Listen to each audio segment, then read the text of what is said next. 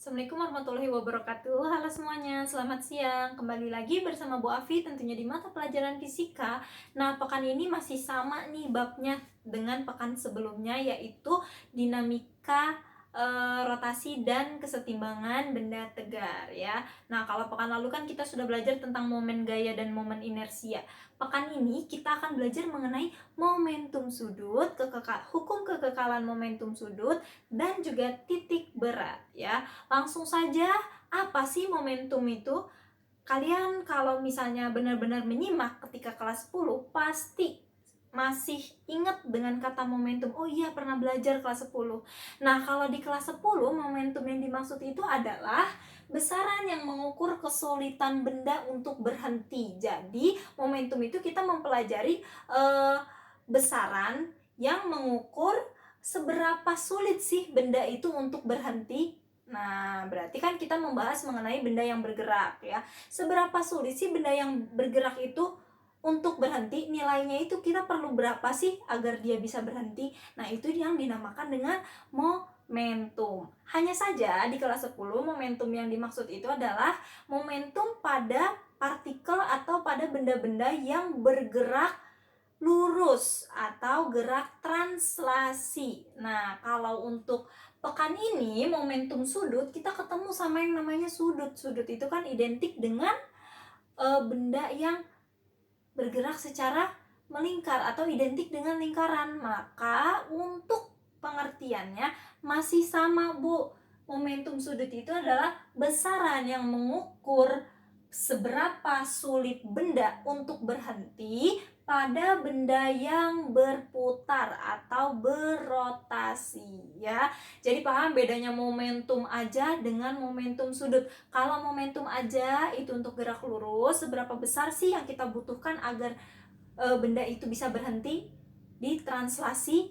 Tapi kalau momentum sudut, gerakan bendanya itu adalah berputar atau berotasi. Paham ya? Nah, lantas apakah kemudian hal-hal yang mempengaruhinya itu sama kalau ditranslasi? Nah, yang mempengaruhi itu apa? Nih, lihat. Momentum, kalau ditranslasi itu kan yang mempengaruhi kan massa benda dan kecepatan bendanya. Dijelaskan kemarin. Oh, berarti kalau misalnya bendanya itu semakin massanya semakin besar, berarti bendanya makin sulit untuk dihentikan.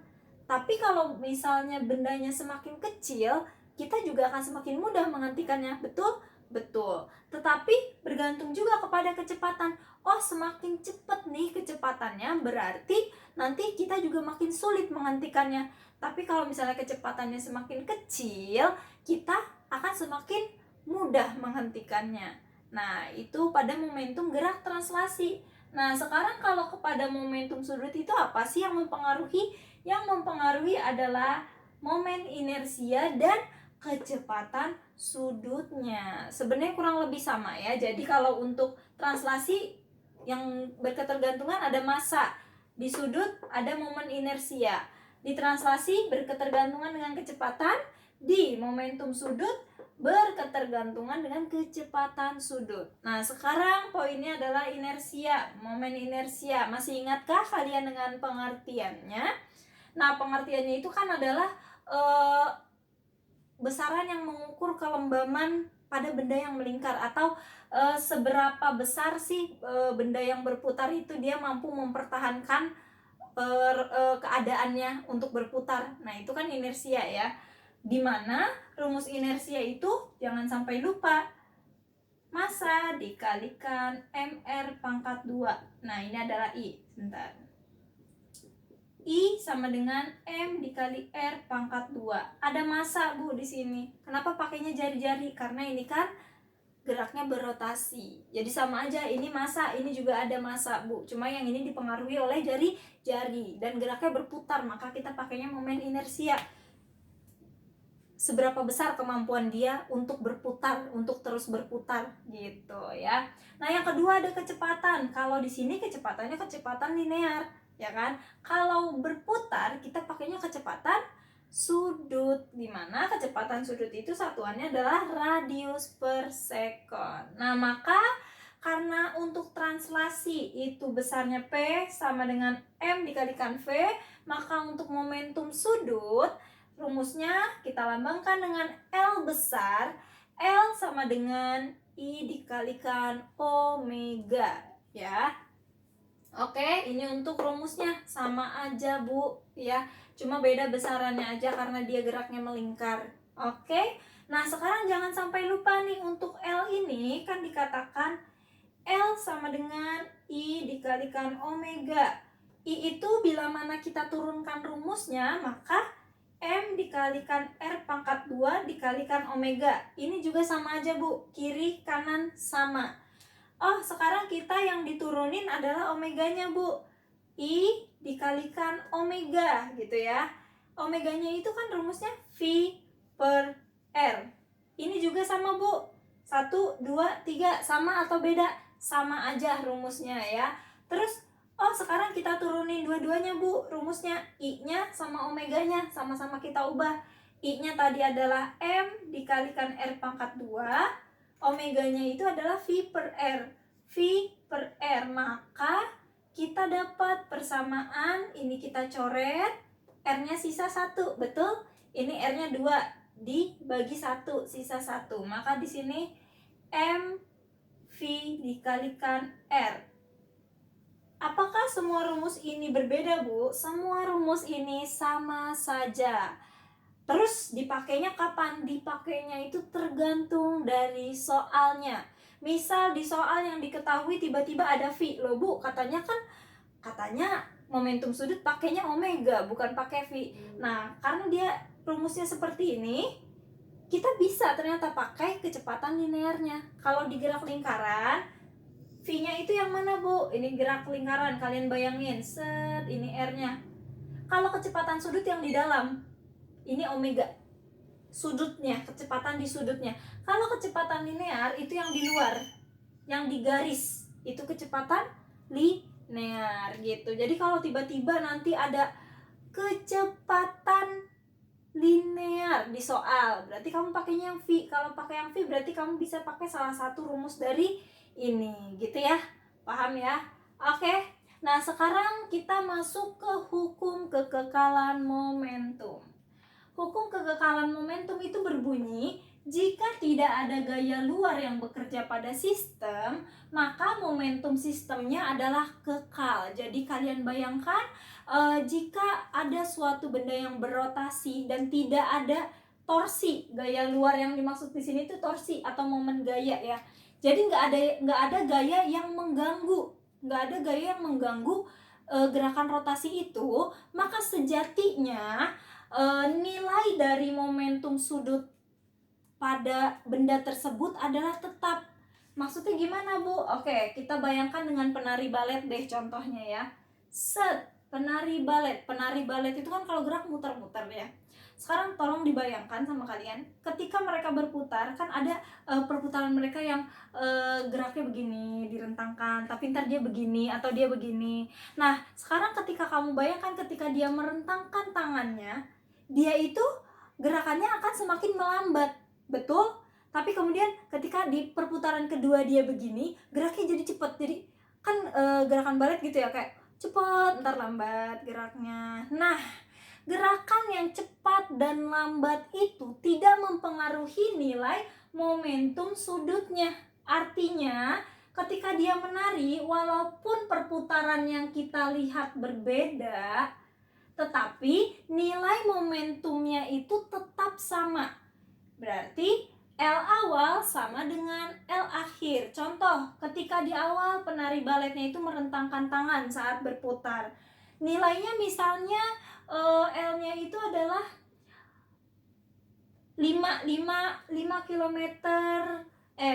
kilogram meter kuadrat per second. Momentum sudutnya 5. Nah, ketika dia geraknya begini, gerakan berputarnya lebih cepat, apakah kemudian nilai momentum sudutnya lebih cepat?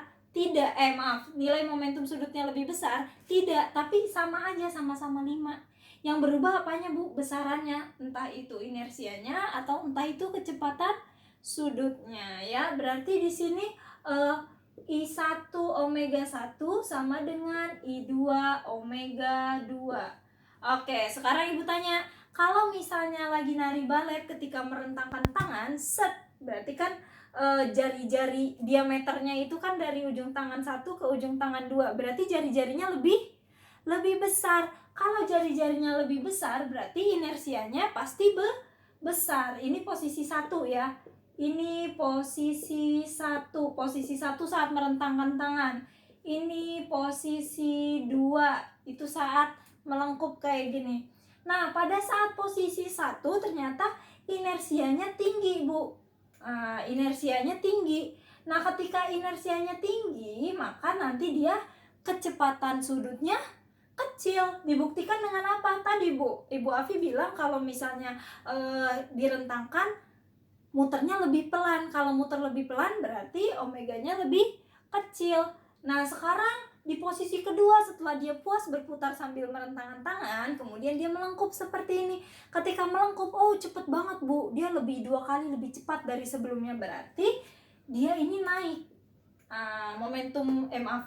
kecepatan sudutnya atau omeganya naik. Nah, ketika dia melengkup, maka jari-jarinya juga akan semakin kecil, berarti inersianya semakin kecil. Nah, seperti ini ya. Jadi kalau di kondisi pertama misal inersianya besar, berarti di kondisi akhirnya inersianya kecil. Kalau di kondisi pertama omeganya kecil, kondisi kedua omeganya besar, saling berbanding terbalik. Paham ya dengan hukum kekekalan ini? Nah, berarti ini nilainya pasti sama, nilainya sama atau konstan atau tidak berubah. Ini kalau apa? Kalau tidak ada gaya luar, atau karena ini gerak rotasi maka gaya luarnya adalah torsi ya. Oke, sampai di sini paham? Nah, berarti kamu tadi yang di momentum sudut paham ya, semakin besar inersianya, semakin sama aja kayak yang ini, kayak yang translasi. Kalau bendanya semakin besar, masanya semakin berat, masanya semakin besar, maka gerak rotasinya semakin sulit untuk dihentikan. Dan begitu pula dengan kecepatan. Kalau kecepatan sudutnya semakin besar, maka gerak rotasinya juga semakin kita sulit untuk hentikan. Itu untuk momentum sudut. Kalau untuk hukum kekekalan momentum sudut, hukum kekekalan momentum sudut ya, besarnya momentum sudut di keadaan awal dan akhir selalu sama. Yang berubah hanya besaran di dalamnya. Oke, paham? Nah, tugasnya adalah mencari contoh soal. Contoh soalnya itu sebanyak-banyaknya, dari yang mudah, sedang maupun sulit. Nah, ini di YouTube lain, di channel lain juga udah banyak yang ngebahas tentang latihan soalnya, bisa kalian pelajari. Karena gadget ibu sangat terbatas memorinya, jadi ibu kalau sama contoh soal kadang suka malah jadi nggak cukup penjelasannya ya. Oke, maka dari itu silakan kalian cari sendiri contoh soalnya. Terima kasih, sampai sini saja penjelasan ibu. Jika ada yang ingin bertanya, silakan bertanya via Japri. Wassalamualaikum warahmatullahi wabarakatuh. Tetap semangat semuanya.